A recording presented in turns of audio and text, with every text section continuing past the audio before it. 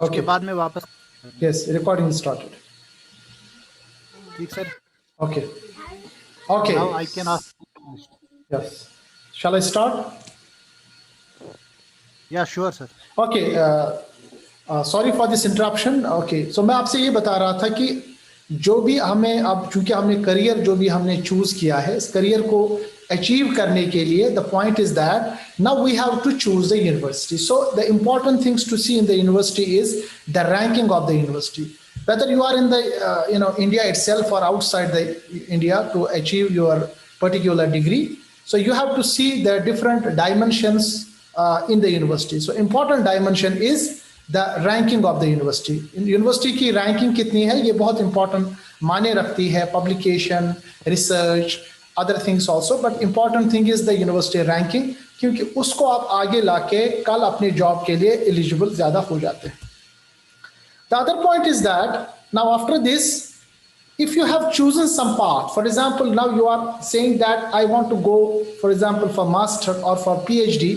So what you have to consider, see, there are two types of streams. Number one stream is you are directly going, for example, to a professional course. If you are going to MBBS or engineering, or you are going for CA, or you are going for some IIT, which is a professional side of course, or agriculture, then it is quite obviously that after the completion of that, you will achieve and you will get something. But the most important point is that if you don't go that stream, because हमें पता है less than 5% who are applying, they will achieve actually the degrees of MBBS or engineering or what we call as the professional degrees. What about the 95%? And those 95%, see, I told you कि हमारे बचपन में जो होता था ना कि भाई ये अब बेकार हो गया, वो अब पर्सपेक्टिव चेंज हो गया.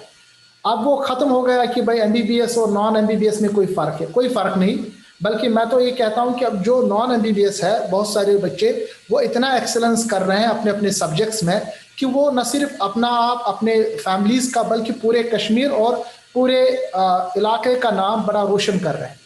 So, जब भी आप किसी चीज को हासिल करने के लिए जाएं, for example, now you have not achieved MBBS or you are not going for the engineering or the some other professional courses, you have to go for the traditional courses. But I told you, if you go for the traditional courses, either choose something which is completely new, but definitely you have to see whether there will be avenues after 10 years. क्योंकि आज आप अभी का ना देखें, आपको देखना पड़ेगा 5 साल 10 साल के बाद इसका क्या वैल्यू रहेगा. नेचुरली आप खुद एसेस नहीं करेंगे, उसके लिए हम गाइडेंस पे बैठे हैं. मैं आपको बताऊंगा लास्ट में कि कश्मीर गाइडेंस क्या काम करता है.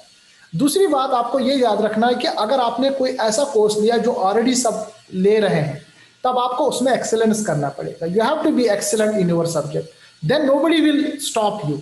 अगर आप अपने सब्जेक्ट में एक्सेलेंट है, आप कुछ भी अचीव कर सकते हैं. I am giving example of my self. I am an average student. मेरे पास मतलब ग्रेजुएशन में 60% मार्क्स थे, but still I have I think worked in 10 countries and I am still working with number of organisations. करना क्या है कि अपने आप को आपको एक्सीलेंट बनाना है, एक्सीलेंस आपको अचीव करनी है अपने सब्जेक्ट में, फिर आपको कोई रोकेगा नहीं. बट उस एक्सीलेंस से पहले आपको पहले अपने आप से मशवरा लेना पड़ेगा.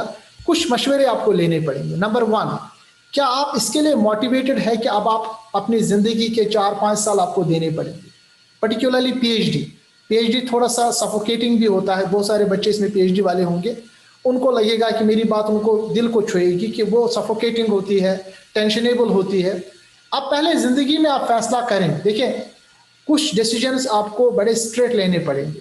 जो बच्चा पढ़ने में अच्छा ना हो, वो कोई हाथ का काम भी सीख सकता है, कोई इशू नहीं है, कोई इसमें शर्म की बात नहीं है.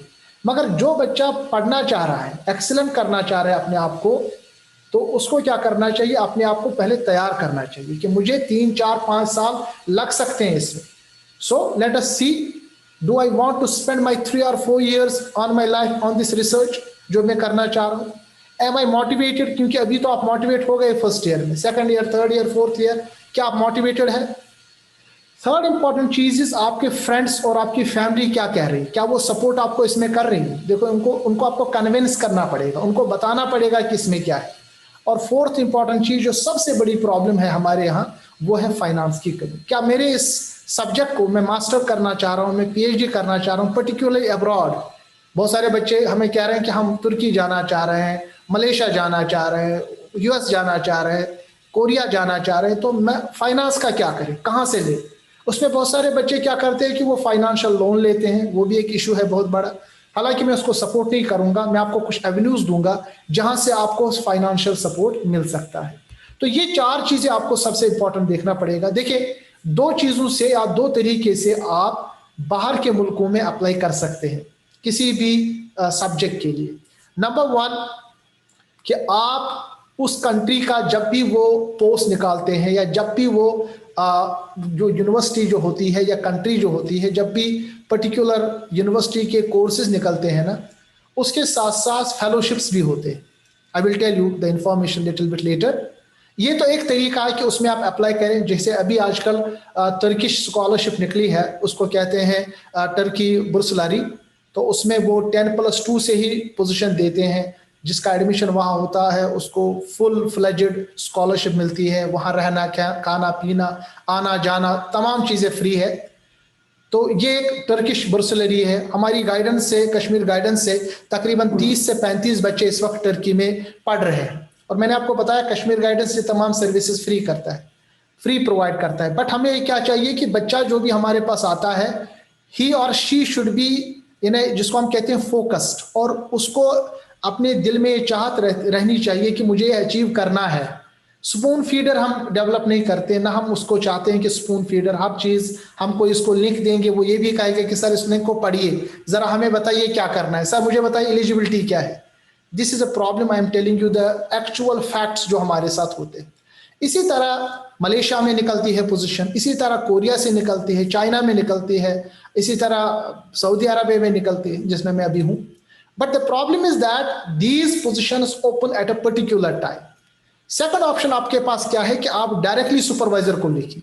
And I am telling you when you are going for the master and PhD, because master and PhD में डायरेक्टली आप किसी सुपरवाइजर को जिस सब्जेक्ट में आप जाना चाहते हैं उसको लिखे कि मैं इसमें अवेल करना चाह रहा हूँ, मुझे बताइए कोई ऐसा सोर्स कि मुझे फंडिंग मिले। अक्सर जो हमारे बाहर के मुल्कों में होता है, including myself, we are getting funding from the university and other authorities. So हम अपने उस बच्चे को अपने फंडिंग में से स्कॉलरशिप दे सकते हैं। ये एक नया एक तरीका है कि इसमें कभी भी आप किसी भी प्रोफेसर को लिख सकते हैं। और बिलीव मी, अगर आप थोड़ी सी मेहनत इसमें करेंगे तो ये एक अच्छा एवेन्यू है जहां से आपको पीएचडी या master full fledged with full scholarship आपको मिल सकती है। So how to start? सबसे पहले आप अपने सब्जेक्ट को चूज कीजिए जिसमें आप एक्सेलेंस चाहते हैं। उसके बाद उस सब्जेक्ट में आप किसी प्रोजेक्ट को देखिए जिस प्रोजेक्ट में आप काम करना चाह रहे हैं। सपोज एनवायरमेंटल साइंस, अब एनवायरमेंटल साइंस के कितने ब्रांचेस हैं, फिर देखिए उस ब्रांच में किस यूनिवर्सिटी में आपको ज्यादा ऑप्ट करना पसंद आता है आउटसाइड। उसके बाद उसमें देखिए कौन सा प्रोफेसर उस पर काम कर रहा है, तो उस प्रोफेसर को आप बेहतरीन तरीके से लिख सकते हैं अपना सीवी बना के। और कैसे सीवी बनाए, कैसे एसओपी बनाए, कैसे हम रिकमेंडेशन ले, ये तमाम इंफॉर्मेशन हम कश्मीर गाइडेंस प्लेटफॉर्म पे देते हैं। और मैंने इस पे काफी लेक्चर्स दिए हैं कि how to prepare CV, SOP and other things and recommendations. So you have to find a good supervisor as well as a good university. And remember, the great works, they are not performed by strength. कितनी ताकत आप में है इससे great work perform नहीं होते हैं, but the determination.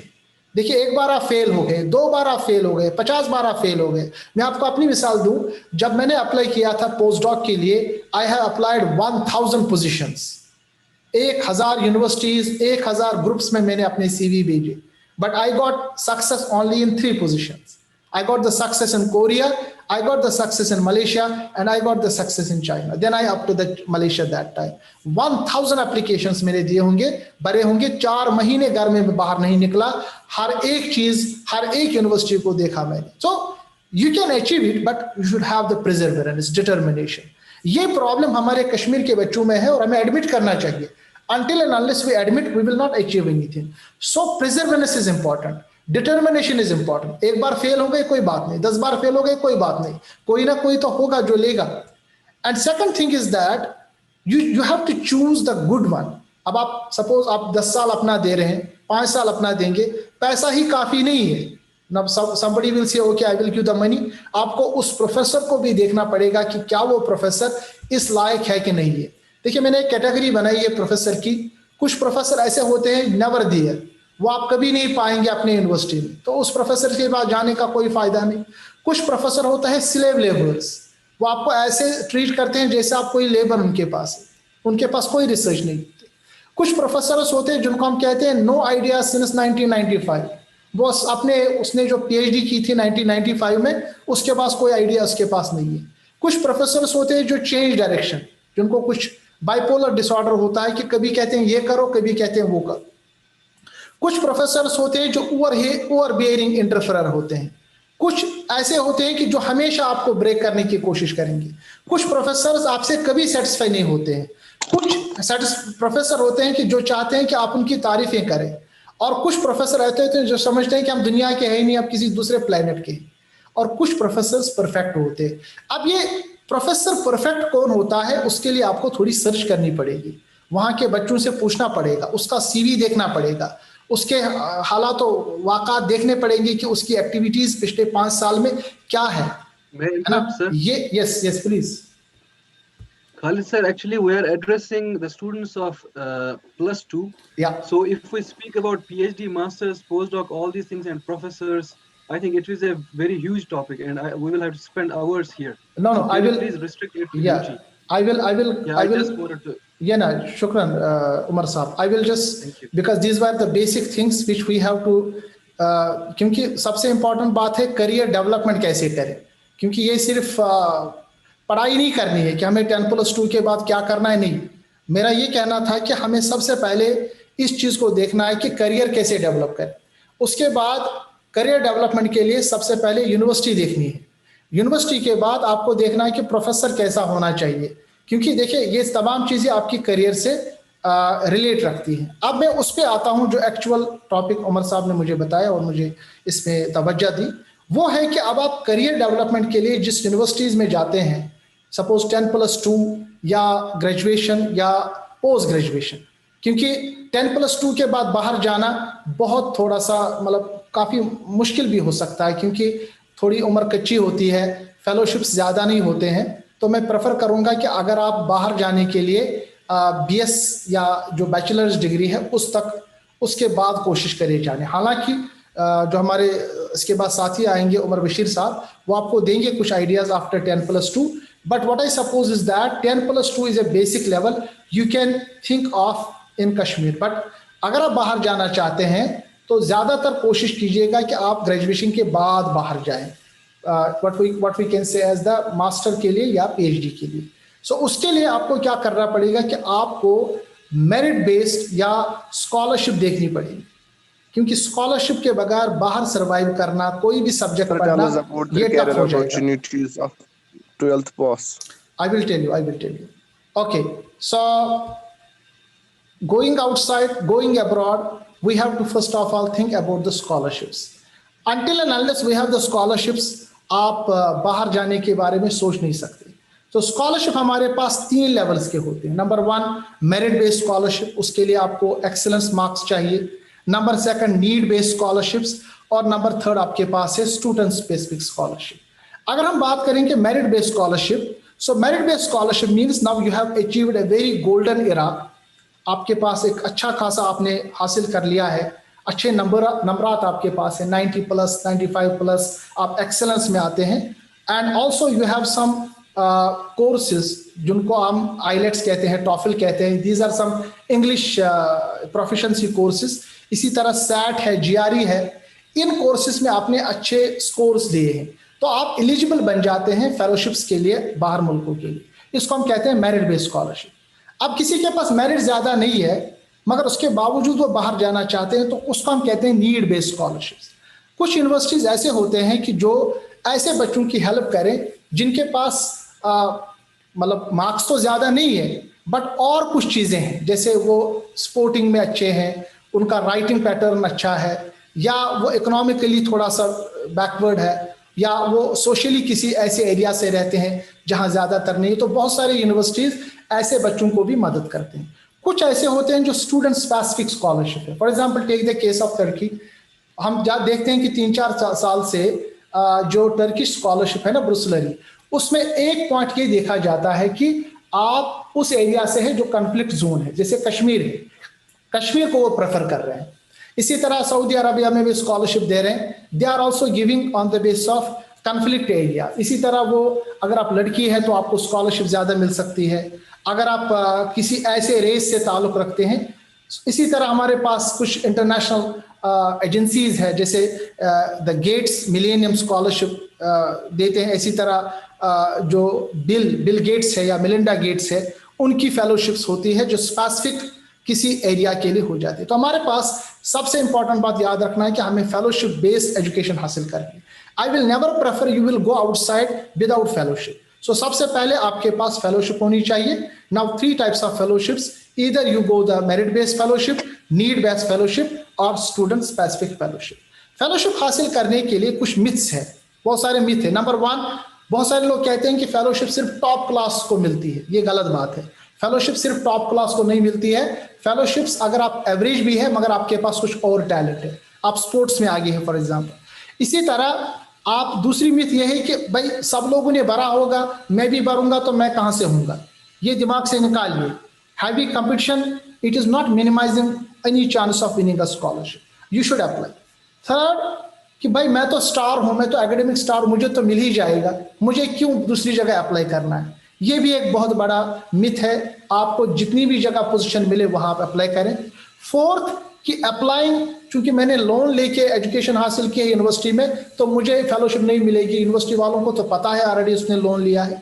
ये भी एक प्रॉब्लम है। आप अप्लाई करें, बल्कि कभी कभी इसको अच्छा माना जाता है कि आपने लोन लिया तो यूनिवर्सिटी आपको प्रेफर करती है कि इसका लोन जो है वो वेव ऑफ हो जाए।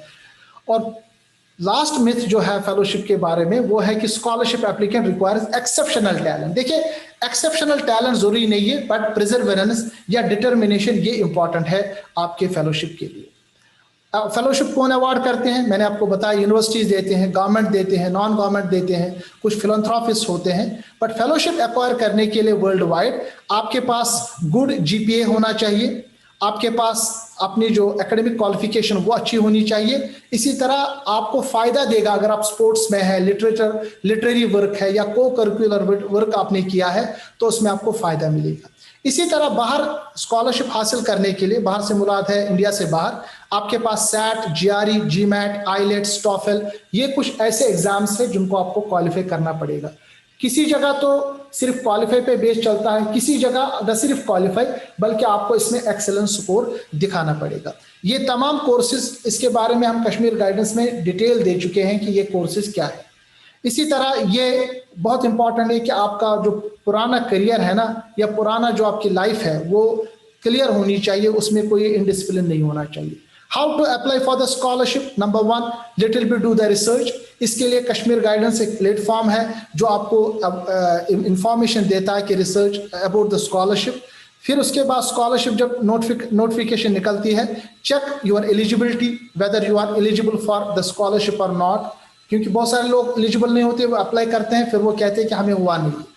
Third, now you are eligible, you have to prepare the relevant documents. उस पर लिखा होता है रेलिवेंट डॉक्यूमेंट्स क्या है। कभी कभी उन रेलिवेंट डॉक्यूमेंट्स में आपको एक ऐसे देना होता है, ऐसे मीन्स एसओपी, कि मैं यहाँ क्यों आना चाहता हूँ, मुझे इस सब्जेक्ट में क्या इंपॉर्टेंस है, तो उसके लिए भी हम गाइड करते हैं।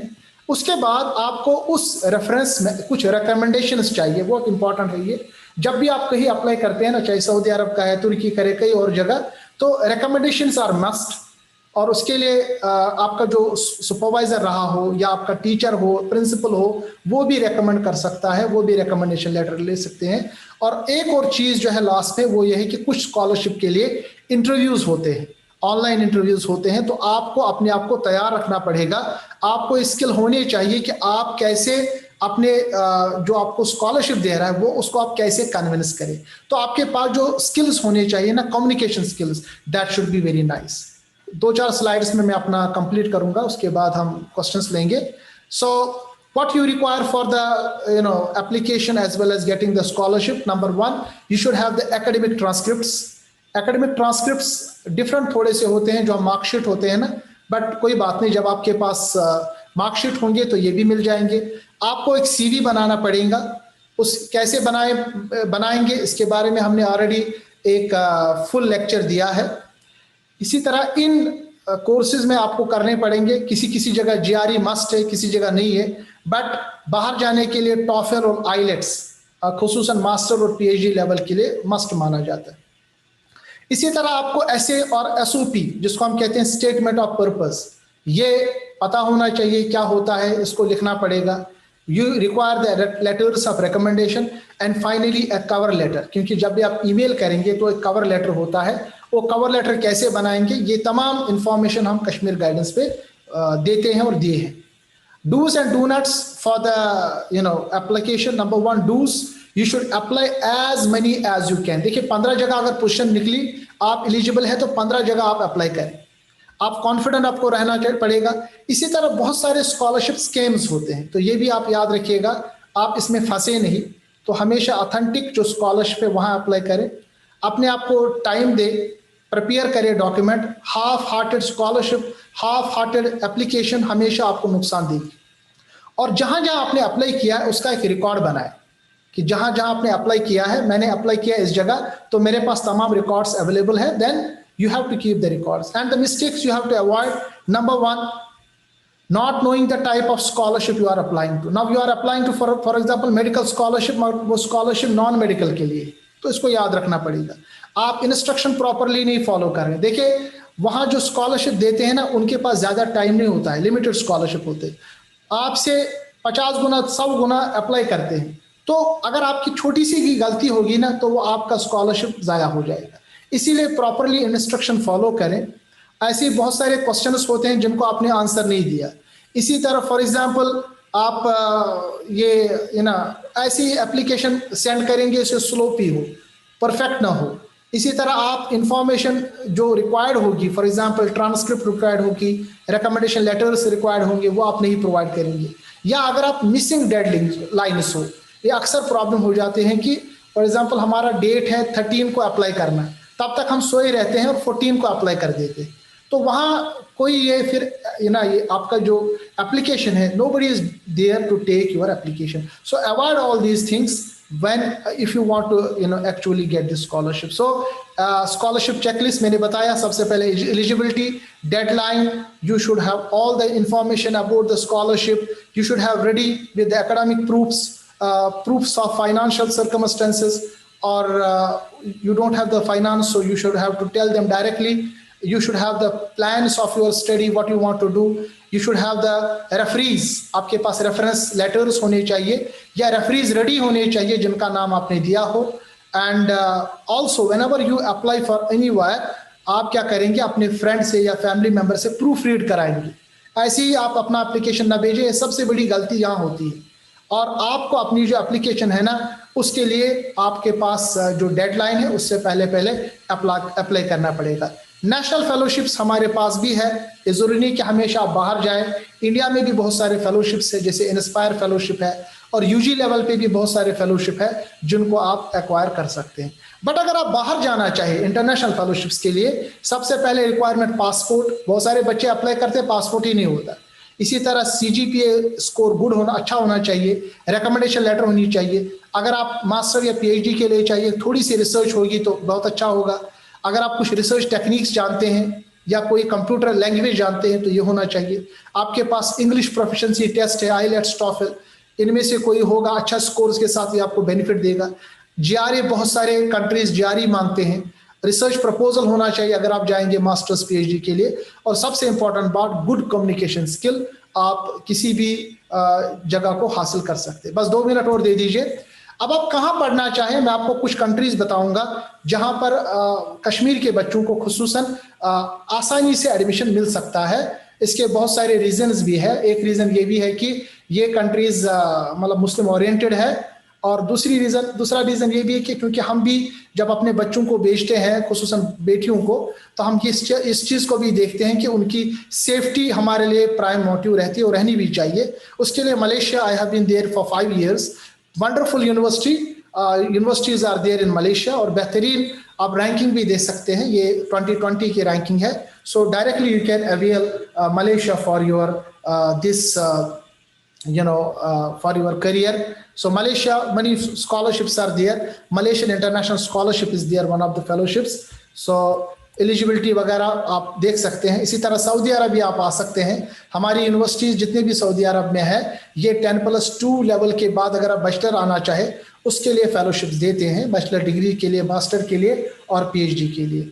तो इसके लिए पूरा, चूंकि टाइम हमारे पास ज़्यादा नहीं होता, ये मैं आपके बाद में आपके जो ऑर्गेनाइजर्स हैं उनको मैं शेयर करूंगा इंफॉर्मेशन, तमाम चीज़ें इस पर। Turkish fellowship is one of the good avenues.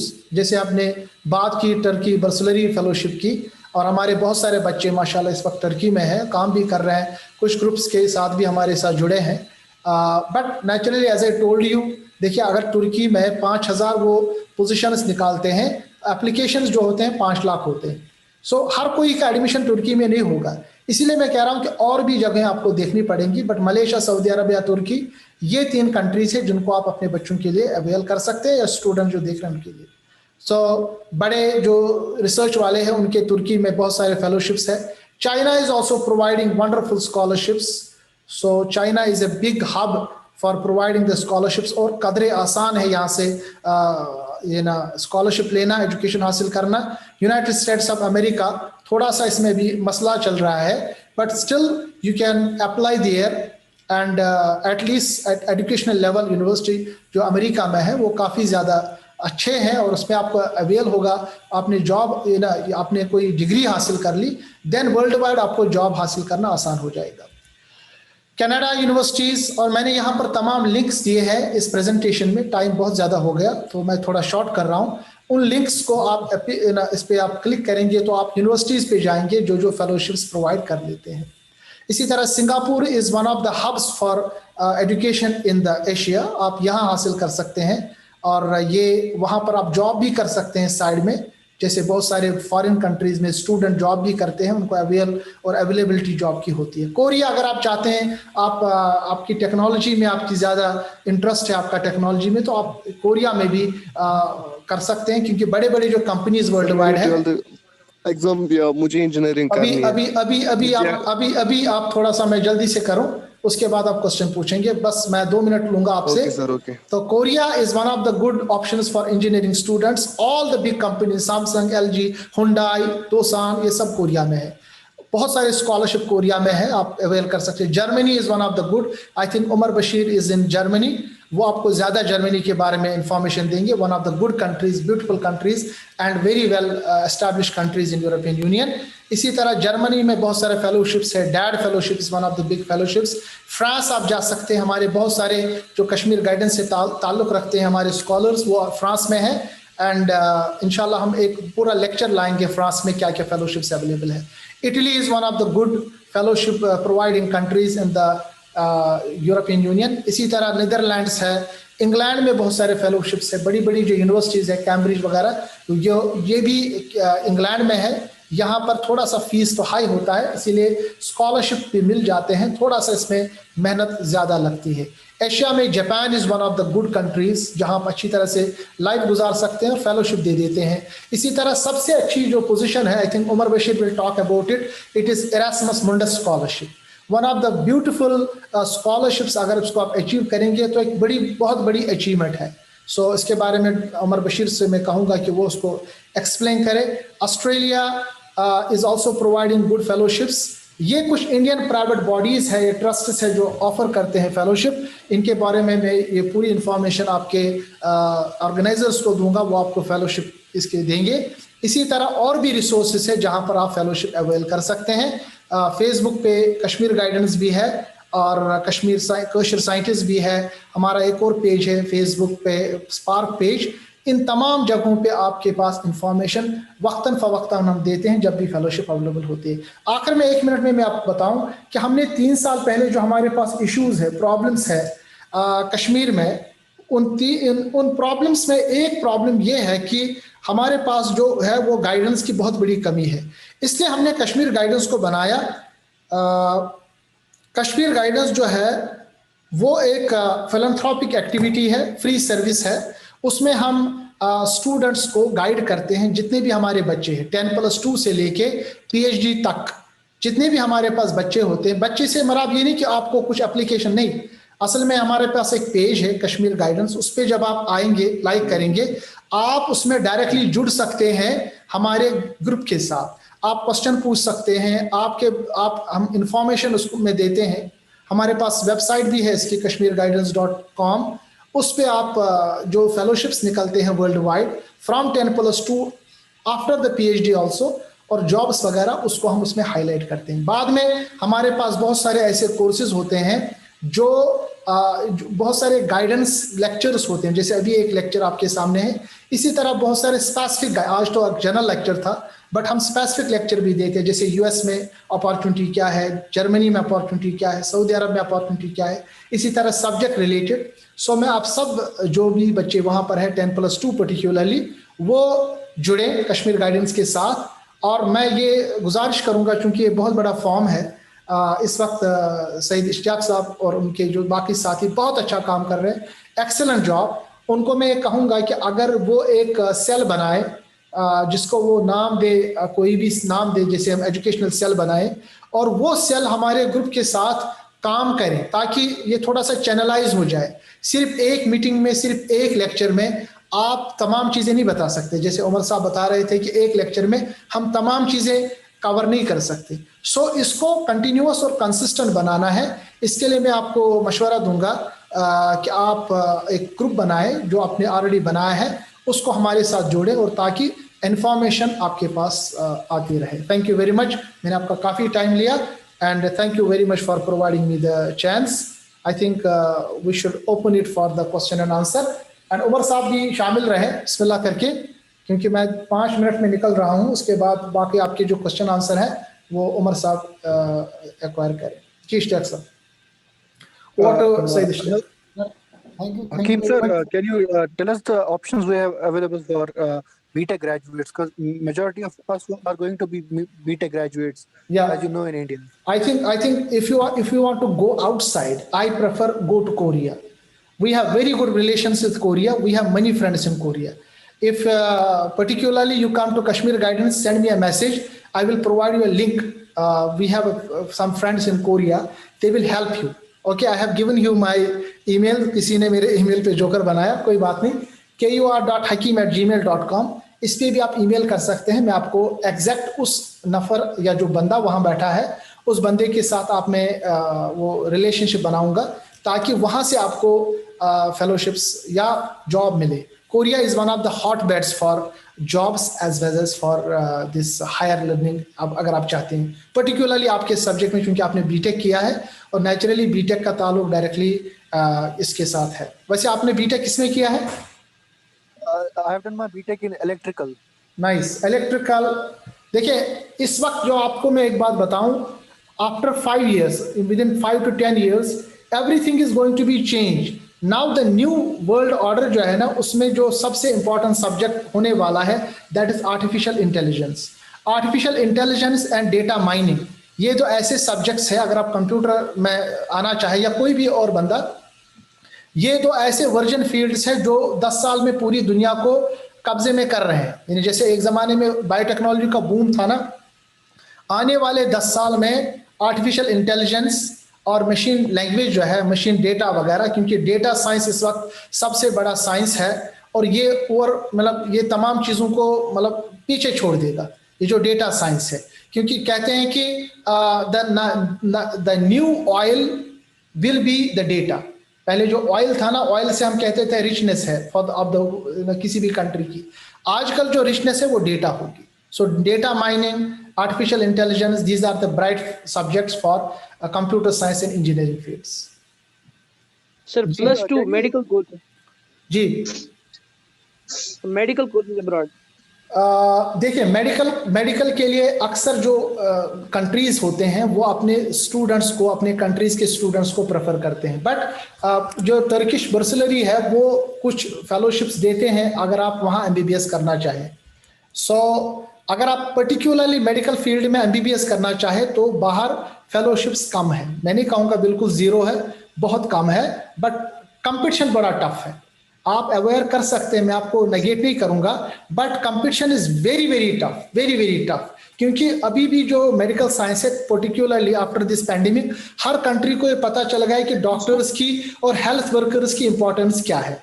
अब वो प्रेफर कर रहे हैं अपने सिटीजन्स को, अपने स्टूडेंट्स को उसमें आने की। मैं आपको मिसाल दूं सऊदी अरबिया की, यहाँ पर भी हर एक सब्जेक्ट में वो फेलोशिप्स देते हैं, but they are not providing the fellowship in medical sciences, so they are providing the fellowship in medical sciences for their own students only, but there are fellowships available. Turkish Bursalary is providing fellowships for medical subjects only. Sir, a question is related. Sir, Someone was asking that if he can go for MBB, this surgeon. Sir, am I audible? पहले इश्तियाक साहब कुछ पूछ रहे हैं। जी Ishtiyaq sir. एक sir इसी से related question था। सम स्टूडेंट वाज आस्किंग कि उनके लिए क्या ऑप्शन है इन यूएस, वो सर्जरी करना चाहते हैं, सर्जरी में मतलब एमबीबीएस करना चाह रहे हैं या एमडी करना चाह रहे हैं? हाँ, he or she wants to become a surgeon in US. बड़ा टफ है, बट क्योंकि अगर आप चाहते हैं पहले से करना in US, it's a little bit very tough, but अगर आप अवेल करें किसी तरह से scholarship, then it is possible. The problem is that these countries are very costly. मैं आपको डिस्करेज नहीं करूंगा, I only encourage to the students to go abroad for studies और anything else only if they have the scholarship. अब scholarship लेने के लिए दो तरीके हैं, या तो वो कंट्री स्कॉलरशिप देगी या कोई दूसरा तरीका आप स्कॉलरशिप का ढूंढे। जैसे मिसाल के तौर पर कोई, जैसे मैंने आपको बिल गेट्स और मिलिंडा का वो ये जो उनके ये जो उनकी एनजीओ है उसके बारे में कहा, इसी तरह बहुत सारे एनजीओज हैं जहां पर अगर वो आपको अवेल करे, अगर वो आपको दें, आपको वो मतलब स्कॉलरशिप आपको प्रोवाइड करें, दैट्स आप किसी भी दुनिया में किसी भी कोने में कोई भी सब्जेक्ट अवेयर कर सकते हैं, but don't take it without what we called as the scholarship. Scholarship के बगैर बाहर मत जाइए, ये मेरा मशवरा है, चाहे वो एमबीबीएस हो या कोई भी सब्जेक्ट। बायोलॉजी में कोर्सेज वालेकुम अस्सलाम। बायोलॉजी में कोर्सेज हर दुनिया में हर जगह है, आप अवेल कर सकते हैं, including our university King Abdul Aziz King Saud university. जी वालेकुम अस्सलाम।